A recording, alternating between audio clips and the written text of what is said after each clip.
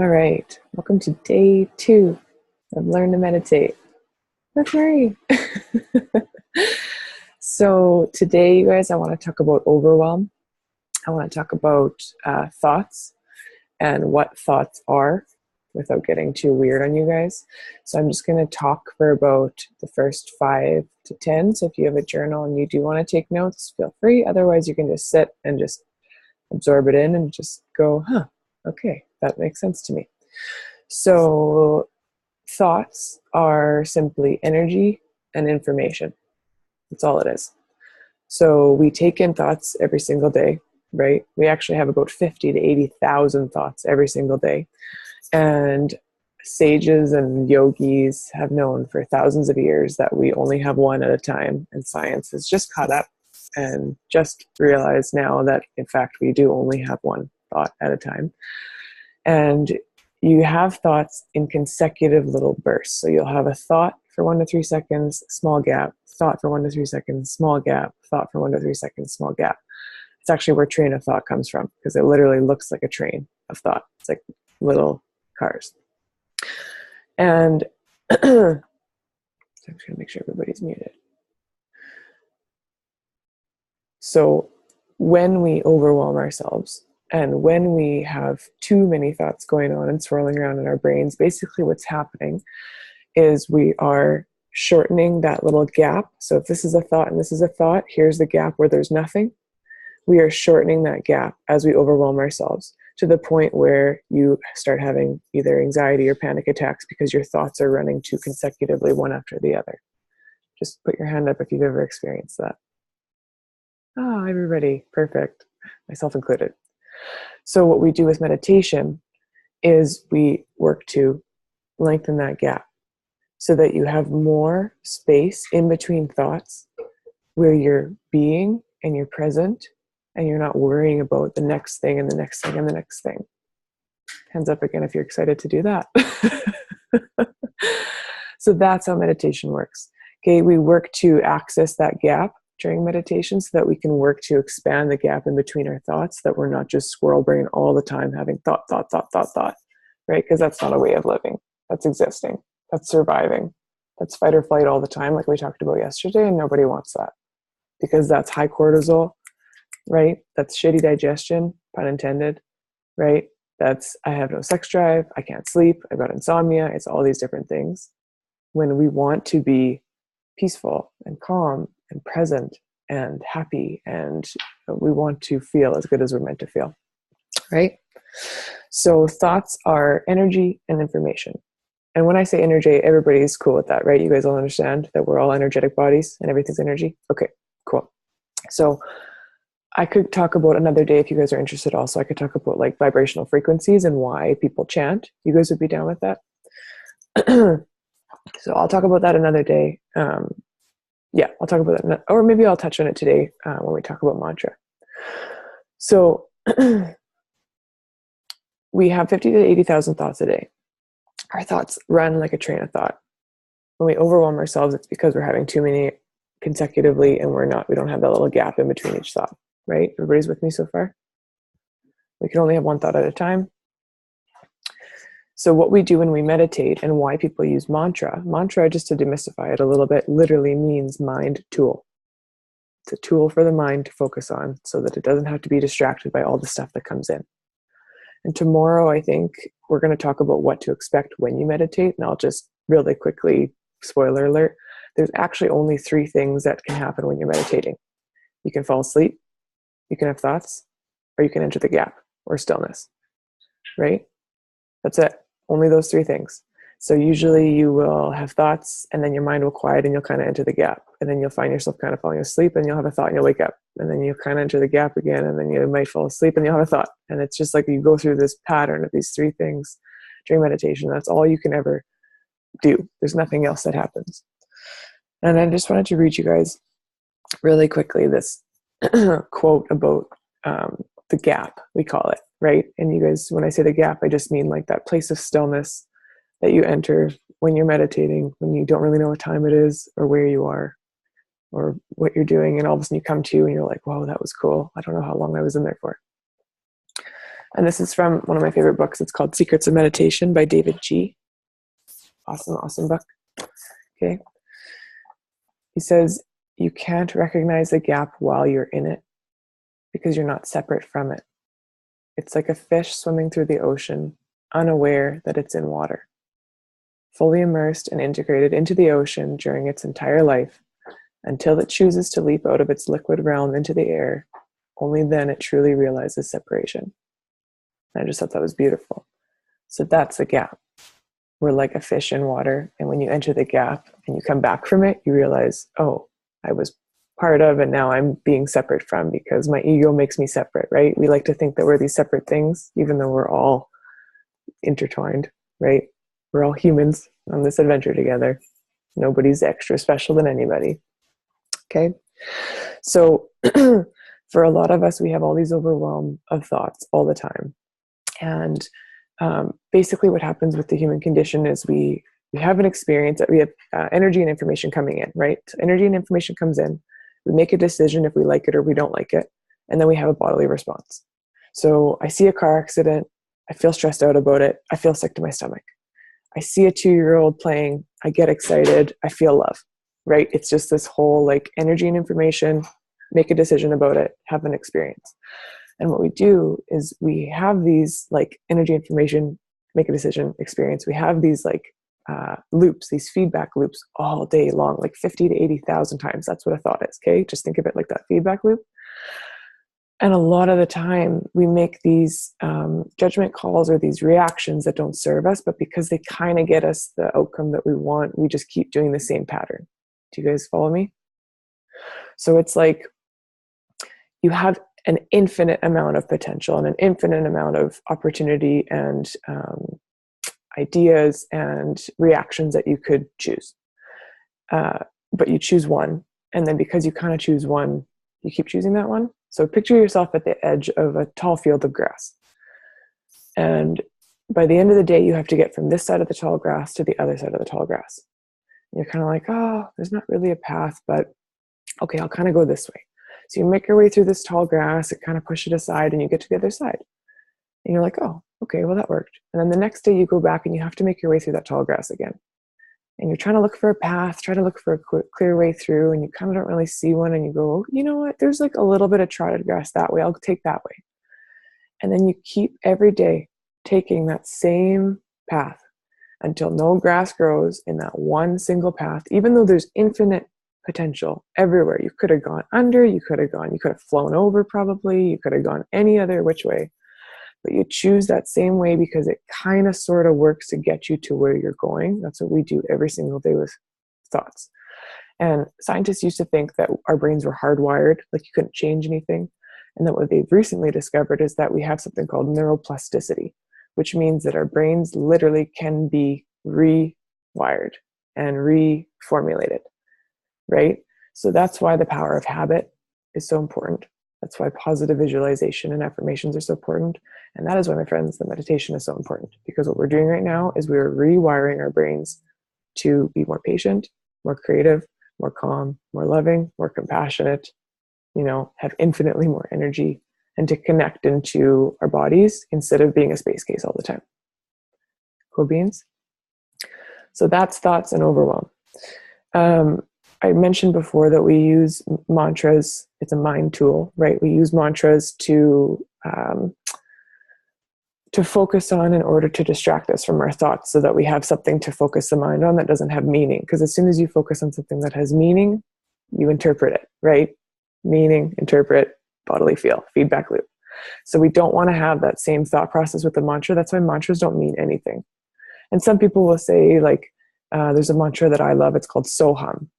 And it's just frequency. That's all it is. It's literally just energetic vibration that I can make with my mouth. That's an energetic, like universal vibration. And for a really long time, I heard that it was, the meaning behind it was, I am that. Like, I am everything that is, But then recently, I've also heard that it means nothing. So it's if you want to interpret something with it, you can, and just know that they come from just sounds. It's like Om. The frequency Om, that's simply just the frequency that the universe vibrates at. That's it. That's all that is, which is pretty powerful, to be honest. But that's all that is. It's just the frequency that the universe vibrates at. So we can talk about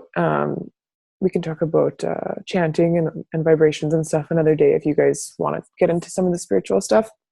I'd be more than happy to. But for today, I just wanted to talk about thoughts, and I wanted to talk about mantra and how when you repeat something meaningless, like a mantra, and meaningless isn't to degrade it and say like it's not worth time, but it just means that it doesn't have any meaning. When you repeat this mantra over and over again, you give yourself a mind tool that you can focus on so that you can enter that gap and you don't have to worry about thoughts coming in about to-do lists and grocery lists and things that are happening today. Okay? So today what we're going to do is we're going to do a Soham meditation, just so you can kind of see, you can kind of access that space between thoughts. Okay? And I really hope that this will give you a little bit of a taste of what you could use for a daily meditation. I personally use mantra in my daily meditation. I have my own little like routine that I do, but I'm hoping that this week you'll pick up some tools each day that you can be like, oh, yes, I could see myself doing that every day. I could see myself using that mantra for 21 days straight and seeing what it can do for me. Okay? So, if you guys are cool with that, let's meditate. All right, find yourself in a comfortable position. Like I said yesterday, you can go cross-legged. I said cross-legged. You can go feet straight out with your back against the couch. Just don't cross your feet if your legs are straight out, right? And when you're sitting cross-legged, you want to try and sit up. Okay, I want energy to be able to flow. And if you sit close to the ground, basically what that does for you, or you sit on the ground, like I sit on a little meditation pillow, it just is, it's grounding, right? You're trying to connect right now. You're trying to come out of here and into here, and you're trying to just sit and be for right now. Okay. All right. I'm going to take my headphones out. Can you guys hear me okay still? Ish? Yeah? Okay, I'll just talk louder. How about now? That's okay? All right. All right, come to a comfortable position wherever you are. Close your eyes. Don't worry, I'm not going to look at you. Yeah, feel free to take your glasses off. Palms, you can put them up on your lap or facing down on your lap. You can also fold them gently in your lap.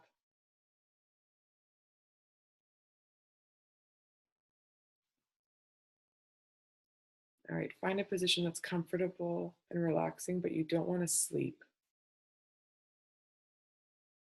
You can sit in a chair, on the floor, lie down. Once you've found your position, I want you to take a deep breath in through your nose. Fill your lungs in your belly like a balloon. And then slowly exhale with your mouth. Let that tension go. Another deep inhale. Belly your eyes. Exhale, belly fall. Let's do that again. Inhale.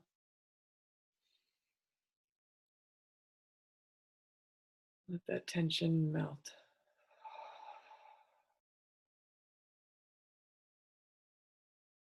And with your eyes closed, continuing to breathe in through your nose, out through your nose. I want you to bring your awareness to your feet. Just notice each of your toes. Notice your ankles, tops of your feet, the bottoms of your feet. Notice how they feel if they're not completely relaxed. Make any adjustments. Help them relax now.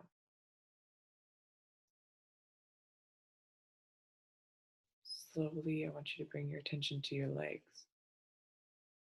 Become aware of your calf muscles, your bones, all the connective tissue, the veins. And on your next exhale, give yourself permission for every single one of these parts to also rest and relax.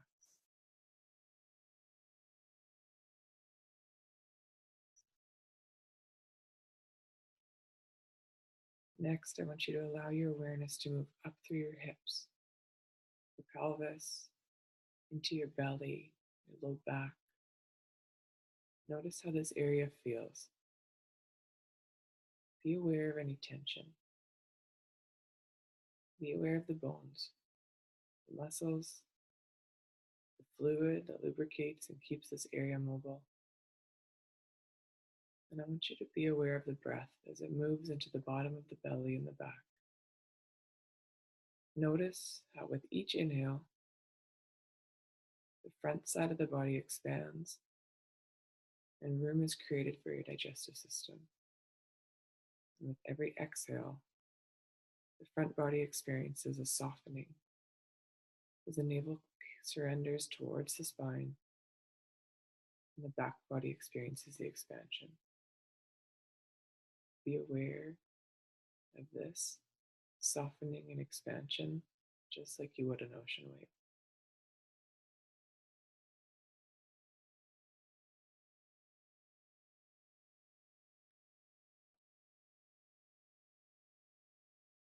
Next, bring your attention to your chest and your mid-back.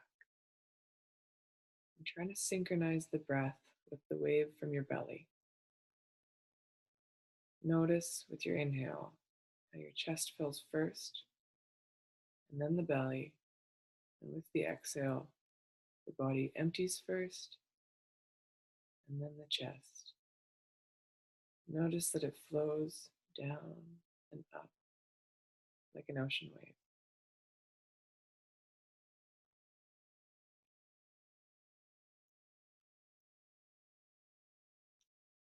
Now bring your attention to your arms, hands, fingers. Be aware of their intricacies and the synchronization of all these parts that allows us to hold the hand of a loved one, share our talents, or be of service to people in need.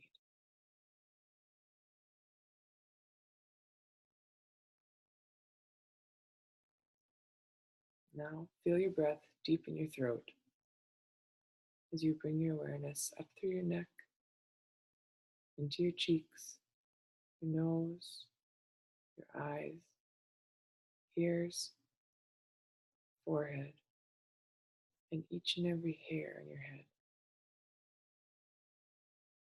With one last breath in, allow every single muscle, bone, and cell in your body to rest deeply. Inhale, open. Exhale, relax. Inhale, open. Exhale, relax. Slowly bring your attention to your thoughts. Just be aware of what you're thinking without judgment, agreement, disagreement. Just become aware.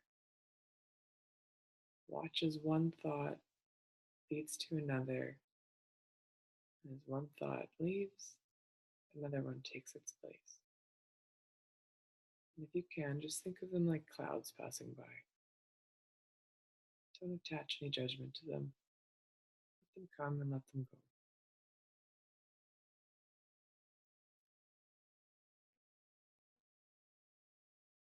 Now I want you to bring your attention to who it is that's been watching the body or witnessing the thoughts. And if you sense that there's a presence, you can call it your soul, your spirit, maybe another word resonates with you. Notice the qualities of this place. As you sit in the seat of this observer, this witness, just notice the peace. Notice the stillness or anything else that comes up. And know that this is the essential nature of who you are: peaceful, loving, blissful.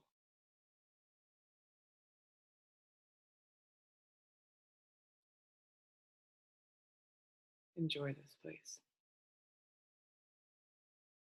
Here we observe the body and the breath. Each time you witness an inhale, I want you to gently think the word so. And every time you exhale, easily think the word hum. So we inhale, so, exhale, hum. And if at any point you become distracted by a sound, thought, feeling, just bring your attention back to the so and the hum. We're going to do this together.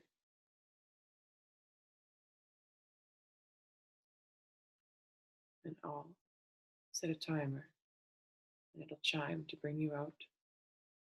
So just let yourself relax into it. You don't have to be anywhere. And let's begin.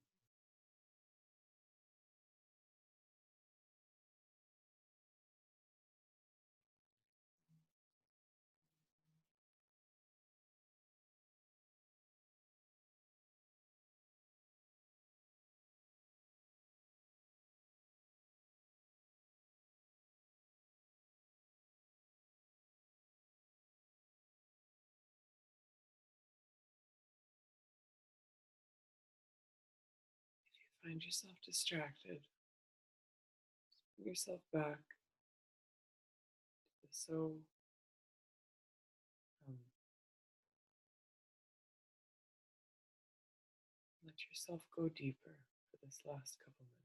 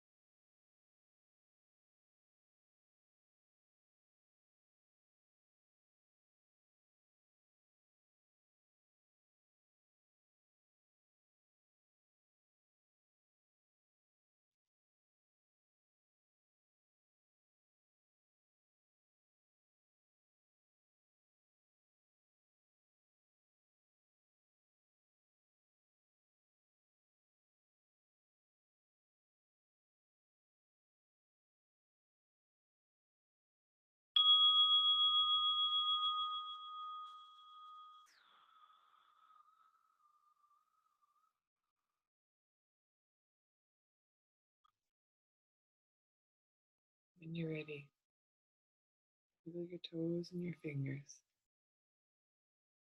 Just let yourself come to on your own. Take your time.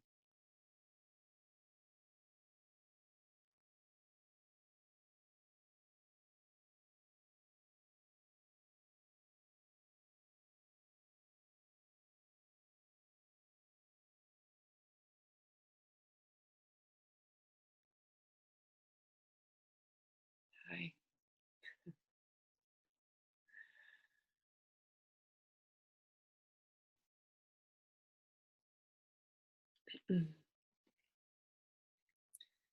We only have about 4 minutes here, but if anybody wants to unmute themselves and share their experience at all, I'd love to hear about it, how that was for you. Did anything special for you? Lacey, you want me to unmute you? Oh, yes? No. Yes. Okay, there you go. One thing I noticed was at one point I started slouching, and then my mind seriously started to wander, and I was like, oh, nope, sit back up. And then I was able to, it's like straightening my back sort of cleared the mind a little bit. It was interesting. Do you want to know why? Why? So, all energy is spherical or cyclical. So, even our DNA strands, like a double helix, goes like this, right?